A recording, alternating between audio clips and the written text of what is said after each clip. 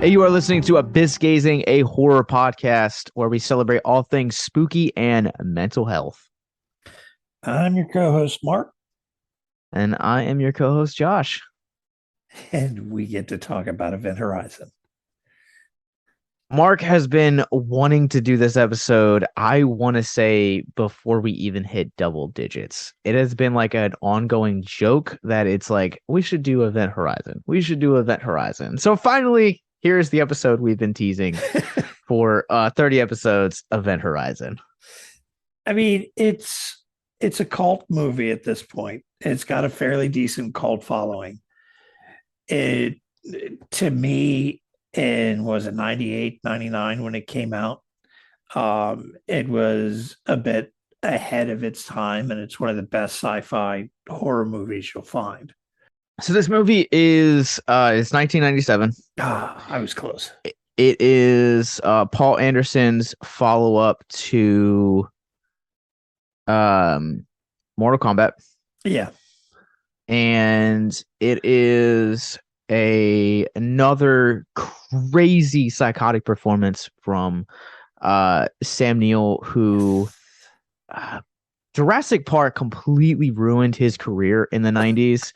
Like I this think movie uh, and In the Mouth of Madness are like far superior performances to Jurassic Park. and it has to do with the popularity of the movies. Yeah, I believe Event Horizon was actually considered a theatrical flop. I don't even think it made back the money for production. Um, and part of that had to do with the reviews, because this is one of the few movies I saw twice in the theater when it came out.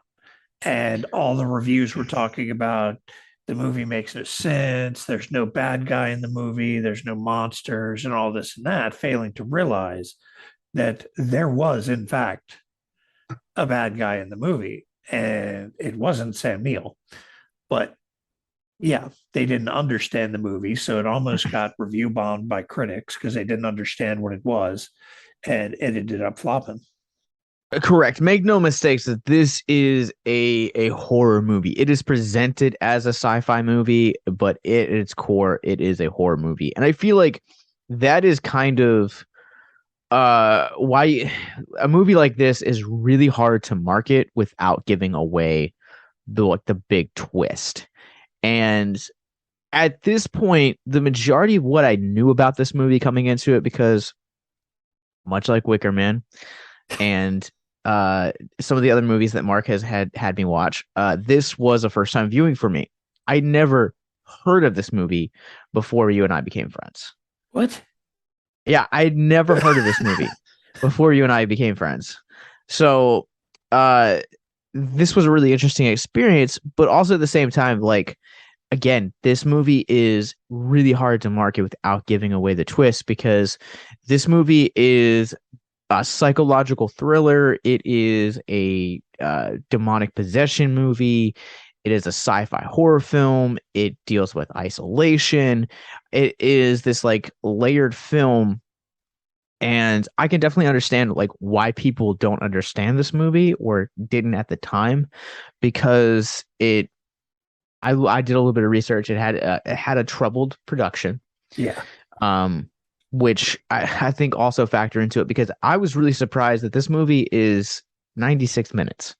Like I feel like that was the biggest surprise coming into this movie. And Anderson has said, like you said, it was a troubled production. The studio kept getting involved, which we've seen that happen with lots of movies that they've just ruined because the studio thinks they know better than the writers. Um, and it was originally somewhere like 2 hours and 10 minutes, 2 hours and 30 minutes, something like that. The And original film, the original cut of the movie was 130 minutes. yeah, so 210. Yeah. And which means they cut about a half hour out of the movie minimum. The original scenes he has talked about, that the only thing he can figure is that executives didn't really watch the movies. They figured the cut stuff was just like people pushing buttons and bullshit background stuff. And in fact, it was more about the other dimension, some of the scenes of what went on with the Event Horizon and the old crew and things like that. It was, from my understanding, pushing NC-17 for the time period when it came out. And like, again, this is like I enjoy when like larger studios like Paramount will give us horror movies because it feels like a true delight.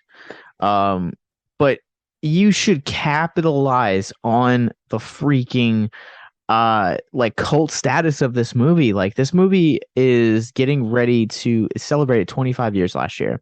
Yeah. And like, yes, they did a 25th anniversary like steelbook release for it, I think through Best Buy, whatever. But you're still not like capitalizing on it. You could have capitalized and released the director's cut of that movie. Um, you know, So, do you know why they haven't? I have not, but let me, before you jump into that, I just want to throw this quick trivia fact out here real quick that boggles my mind. So the reason that this film had some of the troubled production is because uh the Paramount was scrambling at the time to place a movie in to go up against or to like fill the Titanic original slot. And it was very clear that Titanic was not actually going to be able to hit its intended release. Yeah. And so they rushed the production of this movie to meet that release date, and that's the reason why we have this. So it baffles my mind that Titanic can go on to be not only the one of the highest grossing movies of all time. That's neither here nor there. That movie's 3 hours long, and they made a 45-minute cut from this movie to that really significantly hurts it. Yeah, it was. And part of the reason we haven't gotten a director's cut was the original footage has been lost. Mm. I've heard a couple different reasons as to why, but the ultimate, it's the footage doesn't exist anymore. However, in an interview a few years back, Anderson said, I think the writer has a VHS with the original footage. And he's been talking about getting together with him to view the footage and see if they can do something to modernize it and do the director's cut based on that tape. The last interview he did, that he was asked about it a couple of years after that one, he's like, yeah, we haven't done it yet. He lives on the other side of the world. So the hope is out there that this VHS has what they want and they can do something with it. But until it happens, you can't really count on it. But there's a lot more interesting in this movie. I know the production, everybody kind of knows about that with this movie that knows anything about it. But I had heard some theories about Event Horizon over the last few years that I looked into. And one of them was, we were trying to get a guest on for this episode who is another painter. And I've gotten a few guests over the years, Maniac and then John and a few others that paint miniatures and big in the gaming and Warhammer world. Well, apparently the writer of the movie has admitted that he used the Warhammer 40K universe as influence for this movie. Essentially, the fan theory is that this was humanity's first interaction with, I think it's called the Rift, which is an alternate dimension that allows faster than light travel. But in there is demons and creatures that will possess people and attack as you're there. And the theory is this movie is humans' first interaction with it.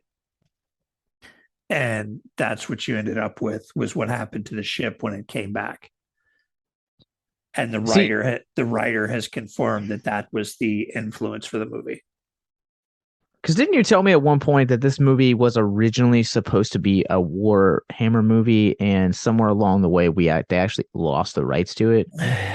That was my understanding, but once I got to researching it, it was the writer had used the lore as influence for the movie and what happened when they went through the alternate dimension using the drive for the first time. Yeah, so like I will go out there and put this on record that when it comes to like movies like Event Horizon, like Alien, underwater movies that like are hyper fixated on doing the isolation. We'll talk about isolation a little bit later, but like mostly like space movies like this, um I am not necessarily the biggest fan of these types of movies. I understand their place in cinema. I understand uh, their place in the horror genre. I am just not necessarily like on board for this film. I feel like what this movie does that really separates it from a lot of those other movies is that it does bring in that black hole element. It brings in a lot of these like really cool visuals and actually has a like menacing undertone that I feel like elevates the horror aspect of this movie to where it actually like develops into like a horror movie, not just another space movie that happens to have horror elements in it. Well, if you paid attention, the lighting in the ship changed as the mood and everything kind of increased towards that anxiety and oncoming threat and everything. The lighting of the ship actually changed as well. I did not catch that. I think like just from a visual standpoint, a lot of like the visuals in this movie look freaking awesome. I really liked the way that certain shots are lit and like how the actual layout of this movie looks from a visual perspective. So remember when we did the what was it, Haunted Screams Expo? Yes. You mean the And last episode we put out? yeah, well, when we interviewed what was the guy's name that we got to talk to that did the Hellraiser stuff? Gary J. Tunnicliffe. Yes. So that opening scene with the corpse sickle when they finally Hmm. turn on gravity, that's what he was talking about with the Barbie doll head. That's amazing. That was the scene. Yeah. All right. So, Mark, do you want to know how I really feel about this movie since I know this is one of your favorites? You didn't like it. You son of a bitch.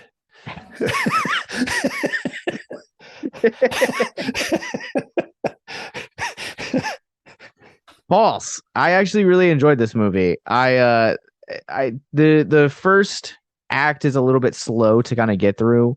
But I think the performances and the visuals, my biggest thing that like really hurts me more than anything is all of like the dark dimension stuff being cut because like Yeah. there are glimpses in like the film's like third act right before Sam Neill kind of gets taken over by the ship and gets possessed that are just so cool. Like that's the stuff that like I had seen and known about where it's kind of like you have like the barbed wire stuff like all over and like you're kind of slowly getting to see like how this dimension and the ship has kind of tortured the crew of the Lewis and Clark, which is kind of the Lawrence Fishburne's ship that he captains, and I really liked it, that kind of stuff, and I really wish that they would have given us more of it. I think that they lay the groundwork for it really well, but it breaks my heart to know that there was more of that stuff,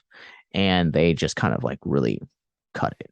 Yeah. And the video log that they spend so much time kind of descrabbling to see what happened, there's a lot more to that.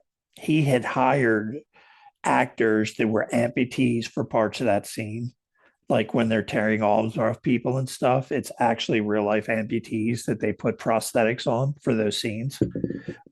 He had hired like porn actors for some of the stuff going on in that scene, just to make it more realistic.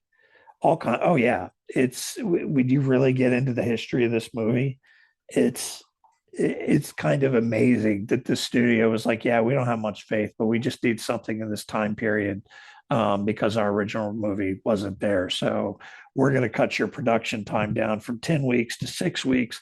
Oh, and you need another team because your shooting time's decreased as well. So you need another guy to shoot these scenes in a completely different location with completely other actors. So they really screwed up the movie from what it ultimately could have been. But with all of that in mind, it's still a fantastic sci-fi horror. I, yeah, I agree. And I also want to remind like you and listeners as well that like once upon a time, like Nightbreed also had lost all of its footage. And then through the power of miracles had stumbled upon not one, but two different cuts in the director's cut and the Cabal cut. So I I wouldn't necessarily say that our chances of seeing this are extinct. I would say that they're just low because it's Paramount. Whereas I think Yeah. Nightbreed was a smaller studio. Well, that and it was a Clive Barker when Clive Barker was the next big thing. Yeah. It was right along that time period of Hellraiser 1 and 2. Yeah.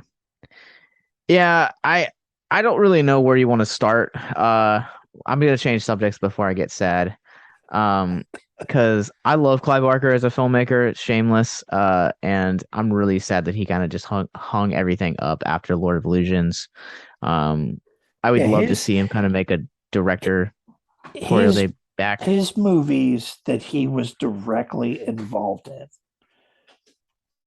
they and it's kind of like we did the episode for Dark Glasses. He's kind of like Argento in that he's got a specific feel and look to all of his movies that are you see it, it's Clive Barker. Where when you look at the like Hellraisers that are other people and not him, you can see the difference in every aspect. Anything that's Clive Barker inspired, you can see the difference between inspired and his direct involvement. Yeah, speaking of haunted expos, I was able to pick up his third film, Lord of Illusions, on VHS, and that movie is so much fun. Yeah. And like I really wish that like we would have seen more of that stuff. And you know, I don't know. Like he's slowly kind of getting back into it now. He's producing the upcoming Hellraiser movie on Hulu. He's also involved in the HBO Max series. So to say that like his involvement in movies is completely dead is a little bit far. I think he's slowly kind of getting his feet wet, and hopefully somewhere down the lines we get to kind of see another Barker movie. And I think a lot of that has to do with the fact that the rights were owned by so many different people and studios that he didn't have much control over them at that time. And that's kind of why he kind of got out of it. Um, if you look at Hellraiser's jumped all over the place studio wise. And you see something like um, what's going on with like the Friday the 13th series, where those rights have jumped all over the place. You even see with Evil Dead, between Evil Dead 1 and 2, they had to alter the original story because the rights had been purchased by another company. So they didn't have the rights to the original story. They had to alter a little bit. So I think that's why he stepped away for a long time. And now all the rights to his stuff are kind of coming back to where he can be involved again. I think if I remember correctly, he actually like the rights reverted back to him, but it's like it's weird because like having two projects parallel to each other, like we haven't seen that. It's not something that happens too often. I think more recently we saw that with like Orion's Child's Play and the Chucky series, like they're running parallel to one another. So um I don't know where you want to begin with this movie, because this is something that you had been pining for us to do for a while, and this movie. All right, spoilers for that right now for anyone who hasn't seen it. I think this month, as of this episode, it is streaming for free with ads on Pluto. And so, Mark, I will turn it over to you. Where would you like to begin with this beast? I mean, it hits a lot of points in the genre. It has an interesting cast of characters. You've got a lot of characters with completely different personalities, where like in Aliens or in the second Aliens, it was a lot of military. So they all kind of had that same style character, little personality quirks, but the same style character. Where the crew of the Lewis and Clark was different people and personalities. So that was the first thing. You had, if you couldn't relate to one character, there was another character that you could, kind of thing. I mean, there's just so much to the movie. It's no wonder it's got a cult following at this point. But it came out at a time where we didn't have anything very much sci-fi horror like this. And it was also before we started really getting the development of the horror genre like we do now. It was like early 2000s when the Chainsaw Massacre kind of kicked off the resurrection of horror. And this was before that. So the genre was kind of almost lackluster. There was almost a void at the time. So a couple of things to respond there. I think I don't want to give Texas Chainsaw Massacre, which we did an episode on it last year. Go check it out. I don't want to give that film like the singular like resurrection boom, because I also think Saw is another force in that like rebirth, so to say, but like because you essentially at the early 2000s you had this revival that was taking place where you had both the rebirth slash reboot and then torture porn. You had both of those running simultaneously. 1 year before Event Horizon, you had the rebirth of the slasher genre with Scream. And the same year that this movie comes out, you have Scream 2.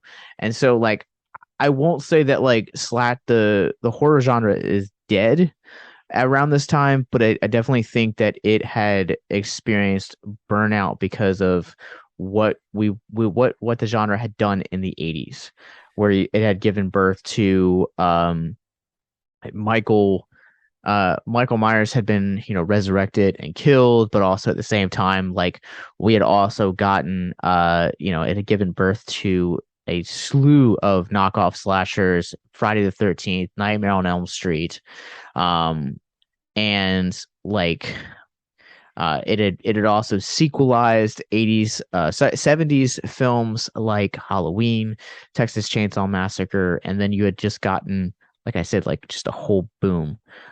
They had also brought back sequelized Aliens, but I think it's around this time that you're talking about, like we hadn't seen anything quite like Event Horizon, because it's a little bit, it's like Alien and The Exorcist had a child, and threw a little bit of Hellraiser in this, and this is kind of the myriad of what we get in this movie. If you or someone you know is listening to this podcast right now and you're struggling with suicide, addiction, self-harm, or depression, we encourage you guys to please reach out. This is the heartbeat of why we do what we do. Suicide is currently the 10th leading cause of death in the United States, and as of this recording, there are 132 suicides that take place each and every day on American soil. And when you scale back internationally, there are 800,000 successful suicides. That is one death roughly every 40 seconds. So if you or someone you know is struggling, you guys can go to victimsandvillains.net/hope. That resource is going to be right in the description wherever you guys are currently listening or streaming this. There you'll find resources that include the National Suicide Lifeline, which is 1-800-273-8255. You can also text HELP to 741-741. We also have a plethora of other resources, including churches, getting connected with counselors, LGBT resources like the Trevor Project, and also veteran hotline as well. Please, if you hear nothing else in the show, understand that you listening to this right now, have value and worth. We get it. Suicide, depression, mental health, these are hard topics, and the stigma around them doesn't make it any easier. But please consider the resources right in the descriptions below, wherever you guys are listening, because once again, you have value and you have worth. So please stay with us. Yeah, and that's what I was trying to get at. A lot of the horror that was coming out, with the exception of like Scream and a couple other like big budget, most of it was straight to video almost for a very long time. It was only things with a big actor in it that was coming to the theater, or a big budget, and it was few and far between at the time. Everything was, you had a lot of comedies, a lot of action, things like that, but not a lot of really good sci-fi and not a lot of really good horror. It was kind of hit or miss right around that time period. And when I think of it, kind of the genre blowing back up again, like it was kind of in the mid 80s, the first thing I think about is that remake of Chainsaw Massacre, because everybody started talking about it and it started getting more widely recognized and more attention put on the genre than it had been in a long time. Event Horizon was just, it held its own as its own thing, where there were knockoffs of like Alien coming out. There were knockoffs of Terminators coming out and sequels of Terminators. And there was like either generic knockoffs or sequels that weren't real good coming out at that time. And then you did have your Saw, which Saw is always fun. And which Saw went on to prove you could do really good movies, especially in horror, with low budgets. Yeah, that's kind of what Saw did, and kind of brought that whole torture porn kind of thing to the forefront. And then you got Hostel after that. But Event Horizon, it had, even in the version we got, it did everything it could possibly do right, the best it could do, with the studio as overly involved as they were. Yeah, and I guess like jumping into this movie, I talked about like the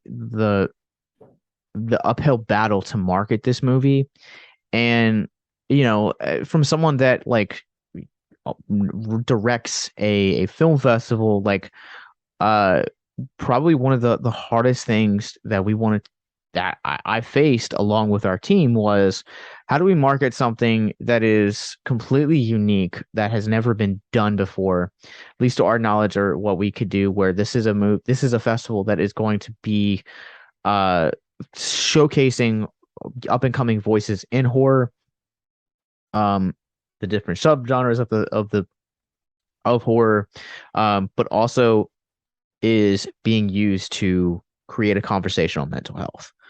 That was something that was really, really hard about that first year. Now we've done it, we've kind of established ourselves, so it's kind of like it's a little bit easier. But for this movie, you jump in, and like coming into this as a first-time viewer, I knew this was a horror movie simply because of images I had seen online. The shirt that you have, like, this looked like the concept of what Hellraiser Bloodline should have been in space, at least the in space portion of this. But it presents itself as a classic sci-fi horror film. It has all the hallmarks for it, where, like, I texted you yesterday, I was like, the first act of this movie feels like the equivalent setup of something like Alien, Ghost of Mars, Ghost Ship, where it is laying the foundation of something horrific that is going to come, that hasn't come yet. And once you start to like get more involved into it, because it lays the groundwork little by little, and you're kind of left with, all right, this is a movie that is something in the vein of Alien, but also because of this black hole at the center of the movie, we're also bringing in demonic possession. And there is like the ship's creator, who Sam Neill plays, like because of this possession, he's linked physically and psychologically to the ship, and so is the crew. Like, how do you present a movie like this that is going to win over mass audiences? And I think because of the trouble that the studio faced with it, with the the shortened run time, the short production schedule, but also I think this movie was just very hard to market. And I think that that's the reason why it eventually got cult status, was because of word of mouth, because of video sales. But again, at its genesis, this movie is really hard to pin down, because it is its own thing, because it has all of these influences pulling from other like iconic horror movies.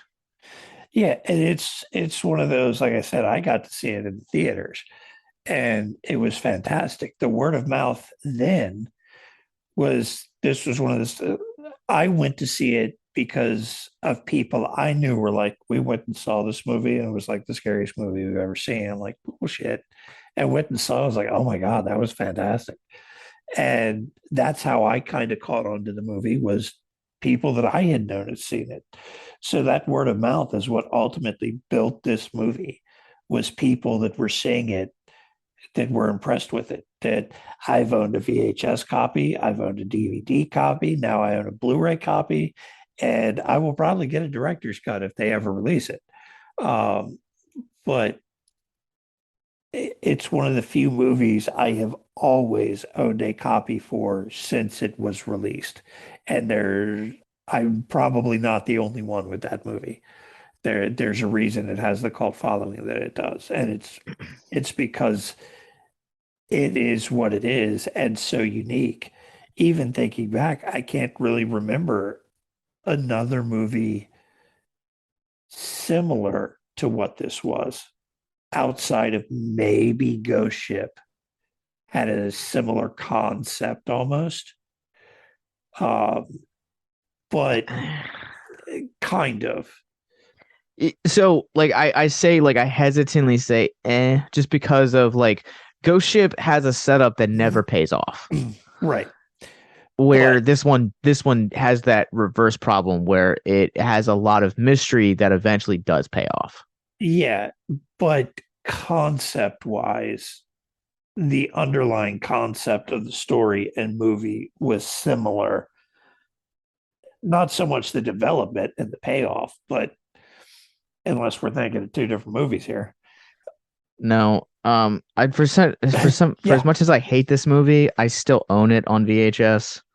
Yeah, I used to own it. I love the first like 10 minutes of this movie. And then once it gets into modern day, I'm just kind of like, It's okay. It's not great. If you haven't seen it before, it's like it's something I haven't seen. But yeah, I can't even think of anything really on par and style as Event Horizon. Well, let's get into this cast of characters here, because like stylistically, yes, it's completely different, but like also this movie doesn't really rely on big names. Like I would say that the biggest name in this movie at the time of its release was Sam Neill, who was still riding high on Jurassic Park. Lost World, which was its sequel, I believe was also released in 1997. This is 2 years before we got this was 2 years before we had gotten Laurence Fishburne in the Matrix. And like, yeah, he had been around and stuff. Like, I mean, obviously, like if you followed Pee-wee's Playhouse, he was Cowboy Curtis. He was also one of the orderlies in A Nightmare 3. Like he had done stuff, and like he had a following, but he hadn't reached the level of stardom that he did with Morbius. Morpheus, not He's Morbius. at that time he was kind of falling in that actor role of recognizable and showing up in a Hmm. lot of things, but he didn't have the widespread popularity he had until he did um, The Matrix. It's kind of like Samuel L. Jackson was in Coming to America. He tries to rob the McDowells, and he's only in it for a few minutes, and he played a lot of bit parts like that, little small roles. And then he did Die Hard with a Vengeance and with Zeus and Die Hard with a Vengeance, and just that was it. His career took off, and Lawrence Fishburne in The Matrix was that same kind of thing. So Sam Neill was the most recognizable. He probably had the best acting in the movie, but his character had some of the, with the exception of the mom, his character probably had the most mental issues to unpack in the movie. Yeah, and before we jump into the mental health of this movie, I just kind of want to run down because like I think what's most impressive is that a lot of this movie that's in the 90s, and just to kind of like also kind of throw this in there for people that may have either forgotten or didn't know, the 90s were a time that movies were either made or broken by the star status you had attached to it. It didn't necessarily matter if the film was good or had good quality or Rotten Tomatoes wasn't around, so like didn't matter. But if you had like a name like Sandra Bullock or Nicole Kidman or uh just a number of other like recognizable uh attached like stars like John Travolta, Nicolas Cage, like stuff like that, like your movie was had some semblance of a guarantee of success. Um, Now this movie is really interesting to talk about in the landscape of that because we talked about Sam Neill, but the majority of these actors are bit actors. Like they are character actors. I Stark, the lady Jolie Richardson who plays Stark in this movie, she would go on a little bit later to do Nip Tuck in the early 2000s.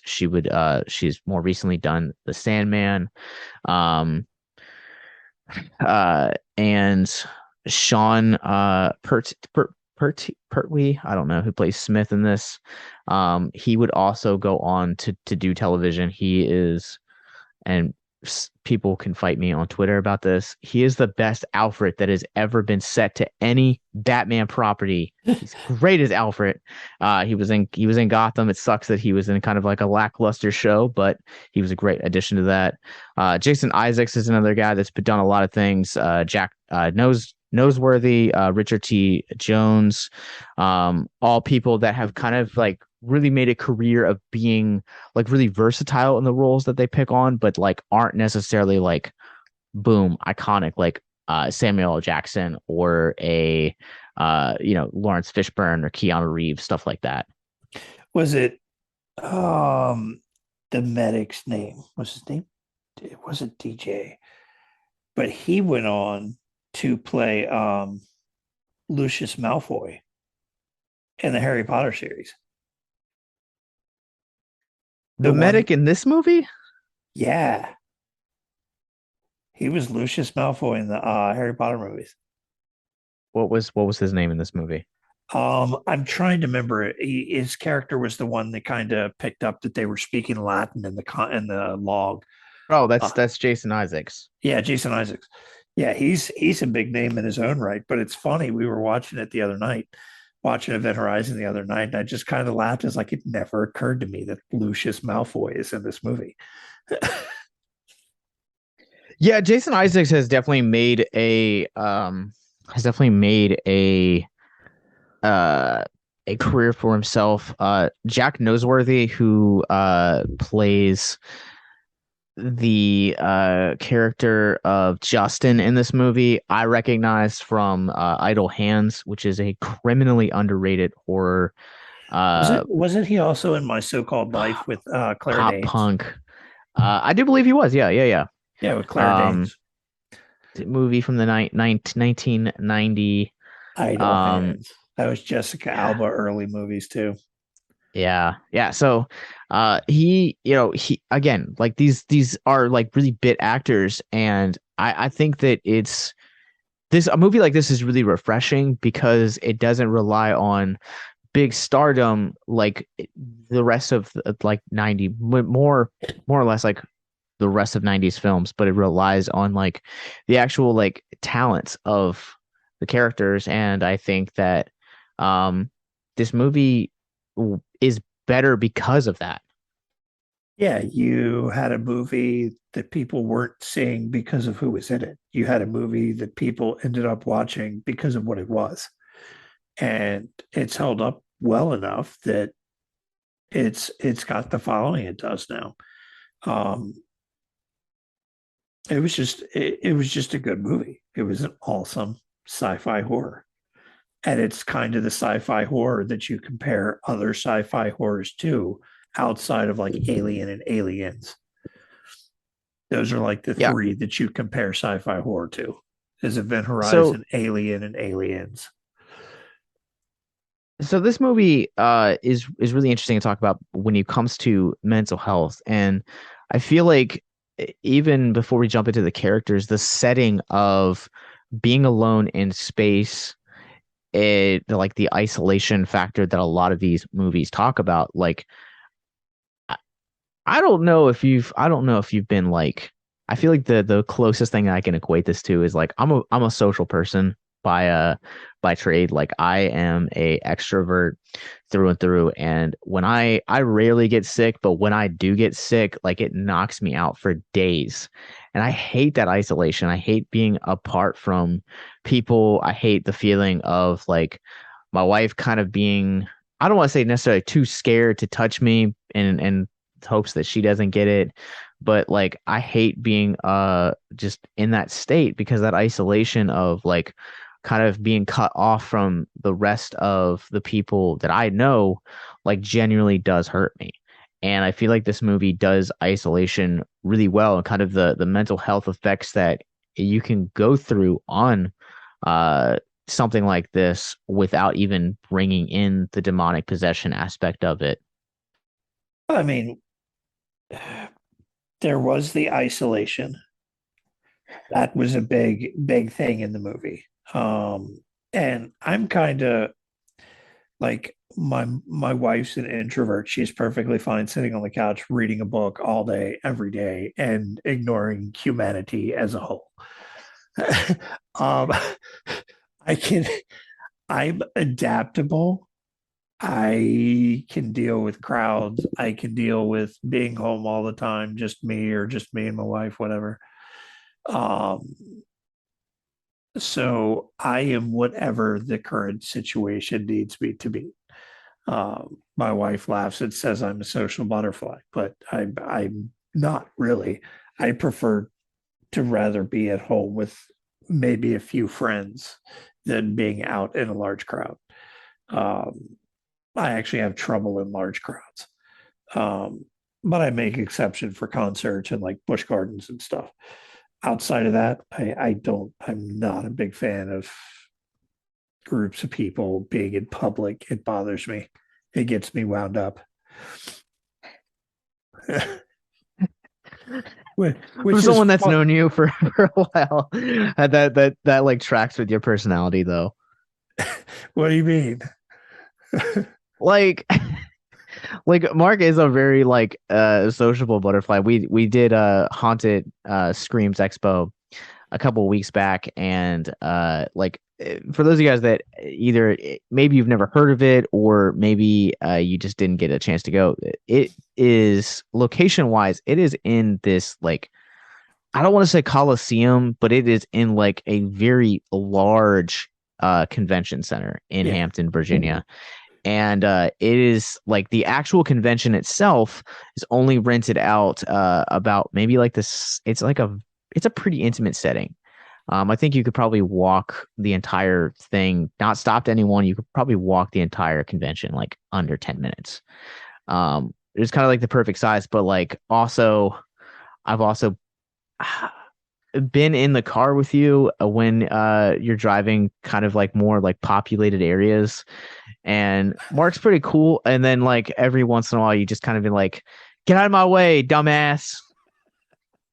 I mean, Red Foreman is my spirit animal. So, but then we walked around the haunted screams and like, oh, I know that person. Oh, I know them too. Oh, hey, Abby, how you doing? I knew like people at half the different stands. I know people everywhere we go. But I would prefer not to be in crowds. Yeah, so like also like coming back to Event Horizon, I want to just kind of like map out like the time length of the isolation that this crew has kind of gone through. Like 20 hours, I think. It well, not just that, but like I want to like jump into like the history real quick that the opening gives us. So 20, it's kind of like interstellar in the sense where it's like we've moved off of Earth into like other places within the galaxy. So 2015, the universe, the people within this universe move to the moon. 2030, they colonize Mars. 2040, Event Horizon is lost, and then 2047 is kind of where the movie takes place. So in the course of, we've kind of like gotten away from it, but like also I think the isolation kind of, you see it throughout the crew as well, where it's like, Peters, I think, is a great example. She plays the let me open up IMDb real quick. She is kind of our medic on this one. And she's kind of going through this like really ugly divorce, or like trying to figure out custody with her child. Her crippled child. She sees him a lot. She can definitely sense that she's missing him, and the isolation, I feel like once you're alone too long, also like you start to experience kind of some of the things that like she experiences, where it's like not only are you missing the touch of someone, but also at the same time like you start to kind of like see hallucinations, and you can also at the same time start to hear like voices, and like I want to preface what I'm going to say by saying this first is like neither one of us are trained psychologists. We are mental health advocates.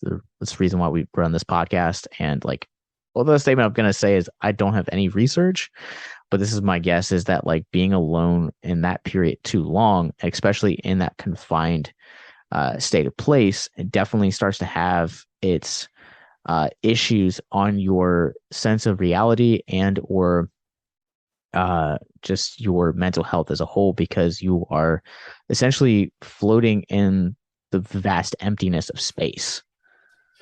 Well, talking about that, I can't remember where it's at, but they designed a room that is the quietest place on Earth. And they'll put people in it. It's almost like and I've heard this with those isolation, like float tanks. The research that they've done into it is like people start hearing things that aren't there. They start visual hallucinations and stuff. And I wish I could remember where this room was, but it's supposedly like half hour in, people are trying to get out because they start seeing and hearing things that aren't there because of the extreme isolation of it. So that would make sense. You start to multiply that not by like days, weeks, years. I mean, it had, we don't know how long this crew's been essentially floating out here. Kind of our entry point into this is like Dr. Weir, who's Sam Neill's character, is coming aboard the ship to find the Event Horizon, and he had just gotten there. Yeah, he was on a space station when you first see him. So it's kind of starting off with him in isolation, and it plays into later on that whole isolation thing plays into his backstory as well, his wife, um, because he was so busy with work and constantly gone and ignoring her isolation and depression. She ends up killing herself. And he's on the ship, and the ship is using that to manipulate him, along with being isolated himself. Yeah, which is really heartbreaking.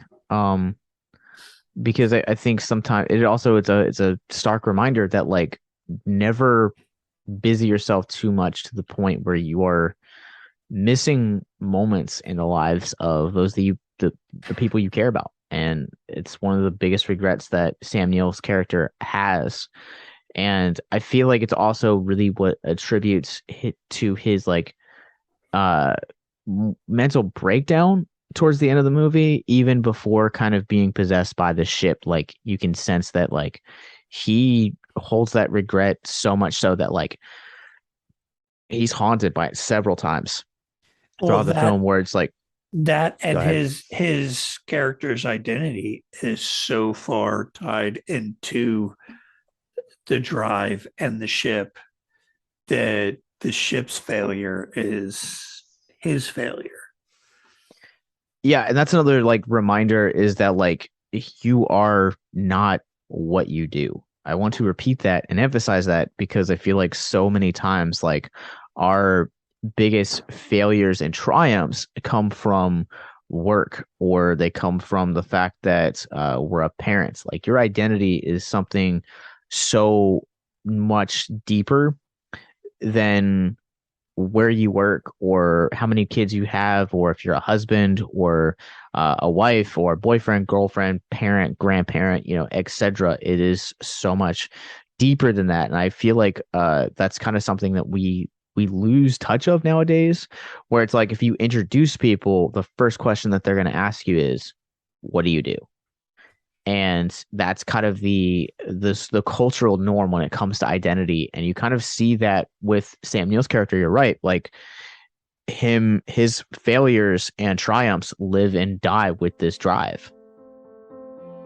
How would you guys like to help us get mental health resources into schools, conventions, and other events? Well, now you can. Simply go to patreon.com/victims and villains for as little as $1 a month. You guys can help us get mental health resources into current and upcoming generations, educate and break down stigma surrounding mental health, suicide, and depression. And you get exclusive content that you can't get anywhere else. And you guys can tell us which Nicolas Cage movie you want us to cover, and we'll do it. All it takes to get started is to go to patreon.com/victims and villains, or simply click the link in the episode description wherever you guys are currently listening or streaming this episode. Pick your tier and get started today. Yes, it's that simple. So quickly select the tier that you want and help us get hope into the hands of the depressed and the suicidal today.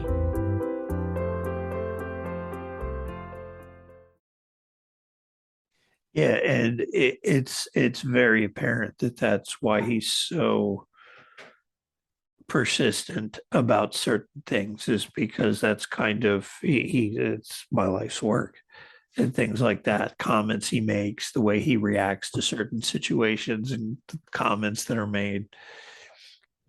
His whole identity is tied to that ship. Yeah, and again, like that's it. I don't want to necessarily say that like it shouldn't be, because I think that like to a degree, like I work really hard on the podcast that we produce. We put a lot of time and effort into the production design, and kind of like the visual aspects of like what Victims and Villains is, and abyss gazing, and so on and so forth. And so like I would never say that like my identity is like tied to this stuff, and I do feel it when we put out an episode that doesn't perform well.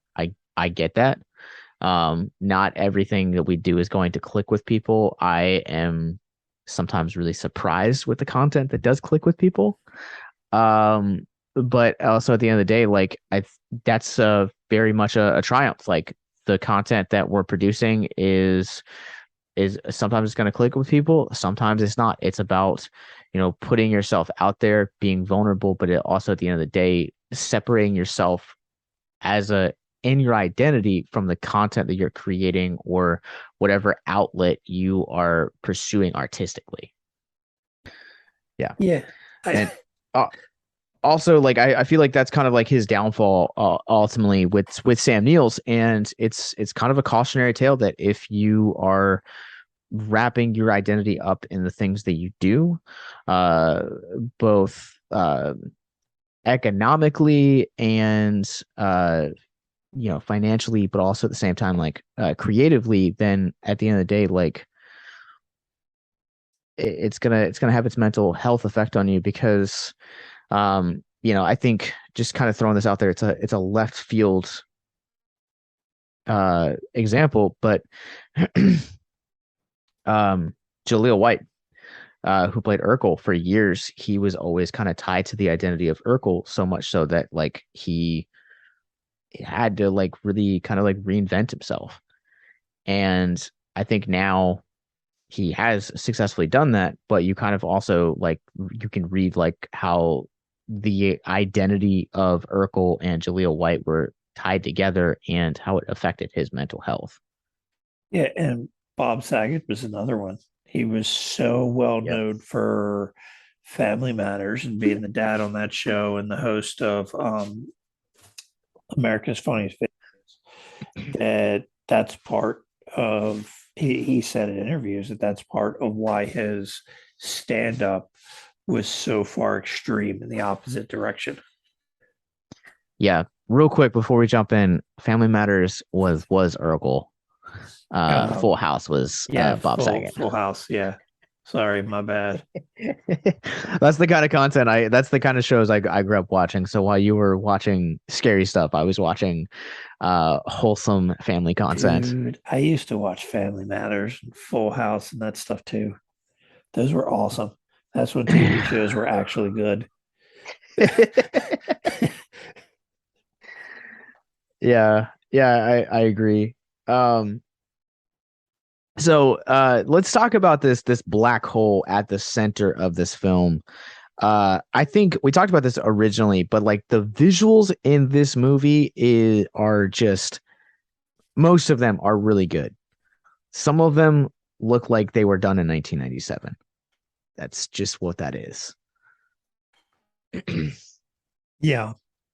Yeah. I mean, how many movies can you look up that are 25, 30 years old and be like, yeah, those special effects are fantastic? It's rare. I would say the one major exception from this era that still looks good would be Lord of the Rings.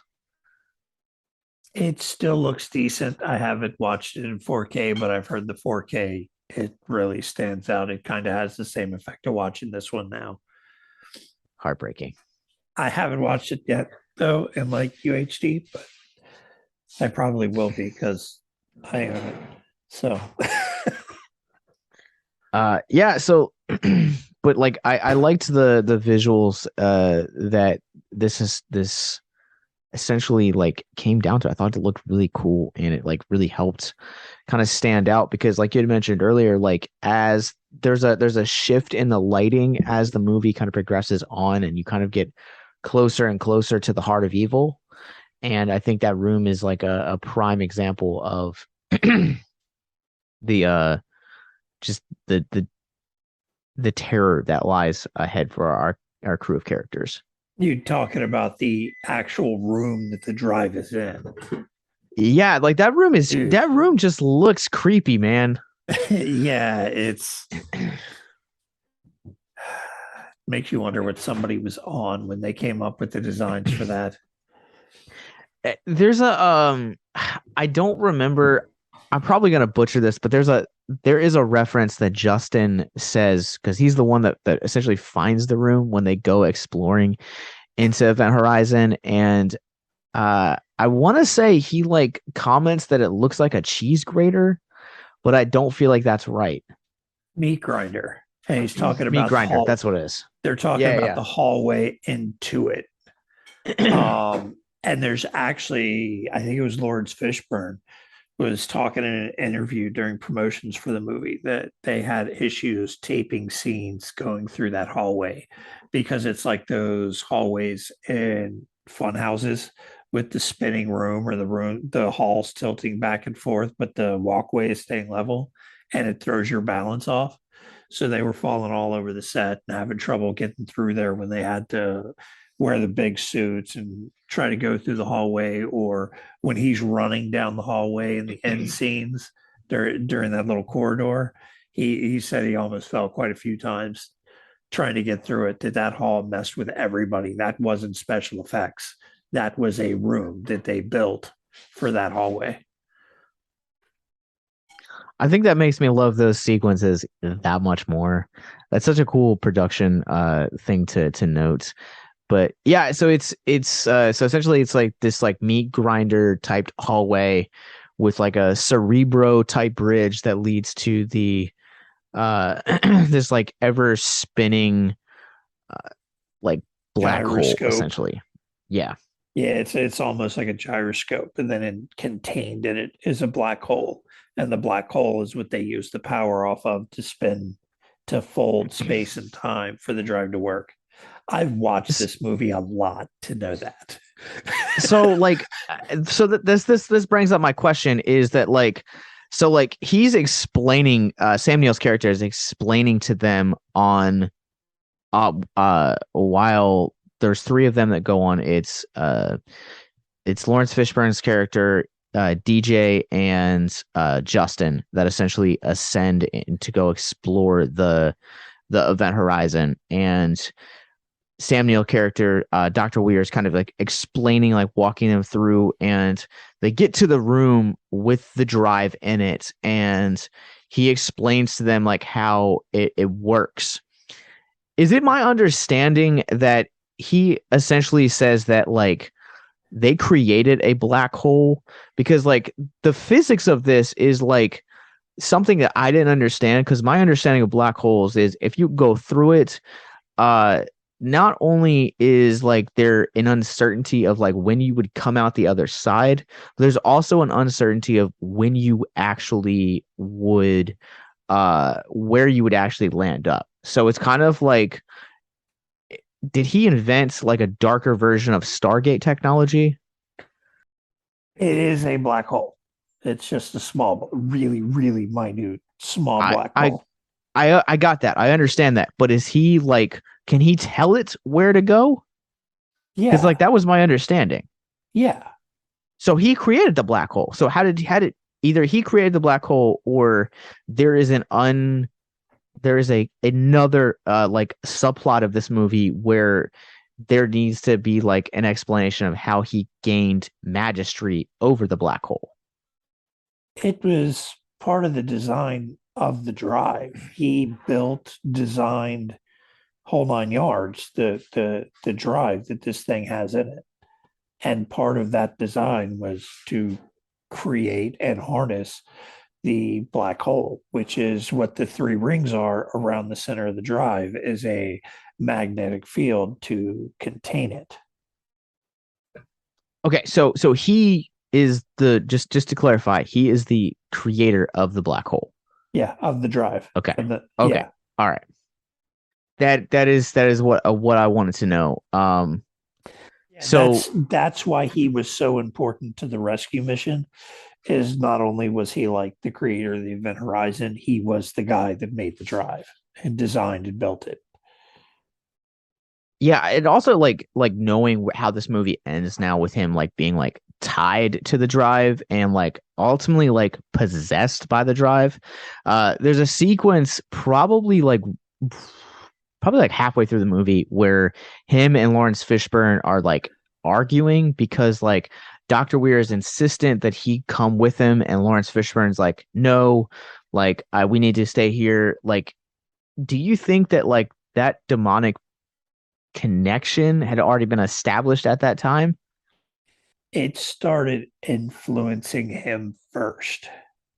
Because if you remember, it was influencing him in the cryo tank, or when they call it grav couch, is what they call them, I think. Um, when they got there, it was already starting to influence it. See, I like chopped that scene up to like him having like survivor's guilt, because I've talked about it several times on the podcast before, but like I lost a friend to suicide, and it's the reason that I got into mental health advocacy. Is the reason that Abyss Gazing and like all the other podcasts exists, is because like it had like a profound impact on me. And probably like the first year after Adam killed himself was like trying to like grapple with like that survivor's guilt of like, what could I have said differently? What could I have done? How could I have been a better friend, a better listener to like, if I did all of this stuff, would he still be here, kind of thing? And to me, that's kind of what I left it up to be. I didn't kind of put the connection two and two together. I just kind of thought it was like, all right, he's experiencing survivor's guilt because of his wife's suicide. But if you like think back through it, the ship and what it's possessed with is manipulating the characters using things that they feel guilty about. So with him, it was his wife and his wife killing himself. With the other character, it was her son. That's what it was manipulating her with. Like they show it showed her son laying on one of the gurneys with ulcerated legs, and then used him to lead her down a path that she ultimately ends up dying. Or the captain, it was showing him the crewmate that he had to close the door on and watch die. It was using what they felt guilty about to manipulate him with. Which is so interesting to look at too, like because I feel like typically outside of like Saw, I feel like there's no other real horror movie that kind of goes in on that. And even like Saw is not deliberately going after that. He's kind of like, his whole stick is like, I want people to understand the value of life. Yeah. And whereas this movie in particular, you're kind of like messing with the mental health of the individuals, which is already terrible, but makes a great motivation for a killer. And yeah, that's such a fascinating motive to do, because like that I feel like really does feel like it's influenced by a demonic entity. Yeah, and that was the big complaint, is that the reviewers didn't understand what they were watching completely. It wasn't coming together for them that the ship was the bad guy and whatever it brought back with it from the other dimension. Yeah, I agree. And I think that like it's really interesting, the juxtaposition between like the captain character and Dr. Weir is really interesting, because like the captain kind of like confides in DJ that like him having to like see someone that like was underneath of him and his rule like essentially have to be like shut out and watch die. Like he's never told anyone that, like that really buried with him. And but like also at the end of the day, like he understands kind of the the casualties of war and some of the things that the assignments are going to do, that it's people in his position have to make tough calls. Then you reverse that, and it's kind of like again, you have that survivor's guilt with Dr. Weir. It's like because I was working too much, my wife felt underappreciated, she felt undervalued, and as a result, depression crept in, separation, anxiety, isolation, all were manifested themselves, and ultimately suicide occurred. And so now I have this survivor's guilt, and the only thing that can bring me joy again is to come back to Event Horizon. I think he was almost targeted because he had the most loss in the movie. Sure. His wife, he designed the ship that lost an entire crew and disappeared. And that's why he was ultimately the target of the ship. Yeah.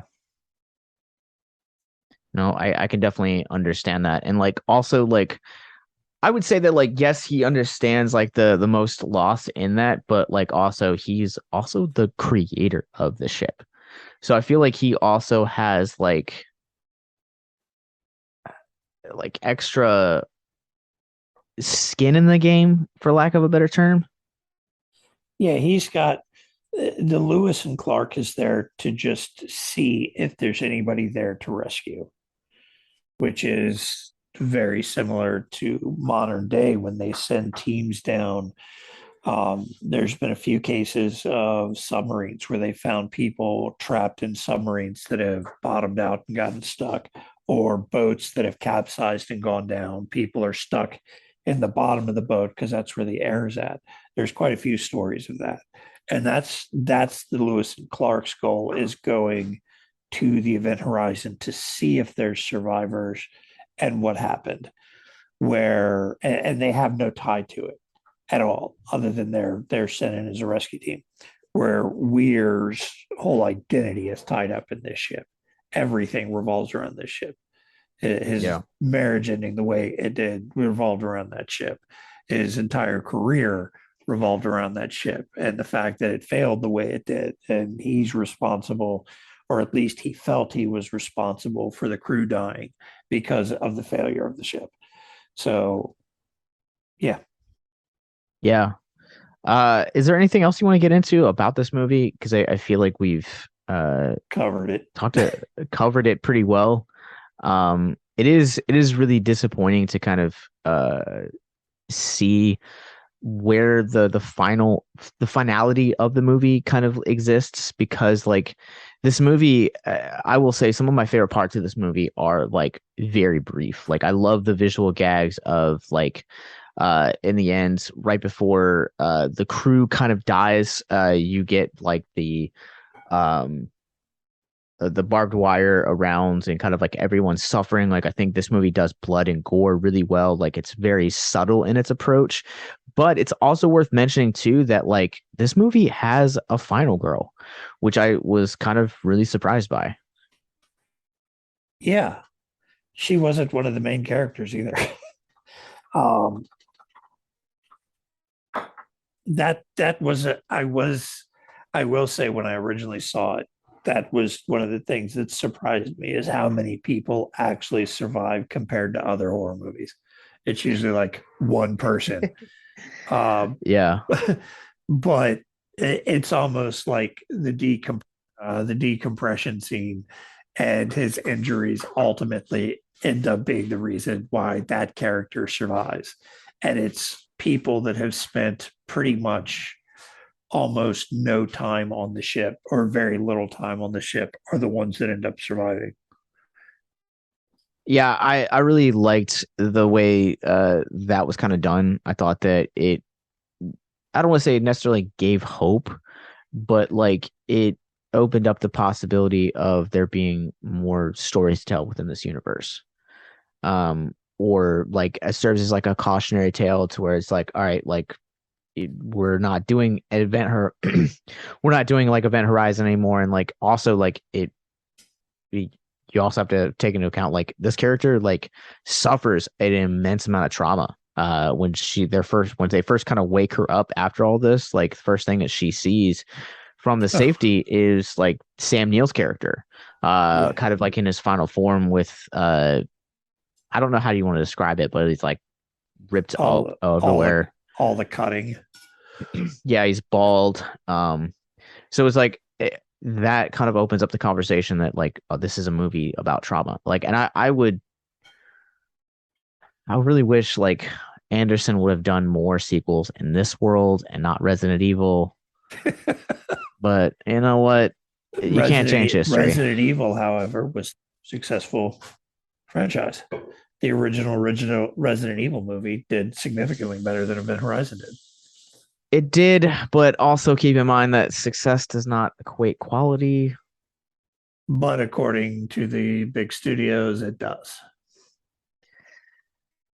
Yeah. But anyways, this has been Event Horizon. Mark, where can people find you all online? I just have my painting at Titanium Juggernaut Painting on Instagram. Outside of that, not really much anywhere else. Well, you guys can follow me. I am on Letterboxd at Captain Nostalgia. I'm on TikTok at Gent Ghostface. That's Gent.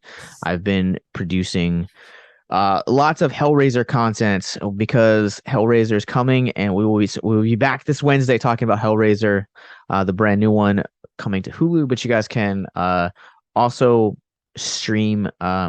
Now you guys can follow us on our parent company, Victims and Villains. We're on Facebook, Instagram, Twitter, Twitch, YouTube, and most importantly, wherever you guys get your podcasts from. Click the links in our descriptions below to follow us, and most importantly, you guys can follow our mental health resource library as well. It's victimsandvillains.net/hope, all of which you guys can find in the descriptions below. But remember, until next time, remember that the longer the abyss gazes into you, the more you gaze into the abyss, the more the abyss gazes back into you.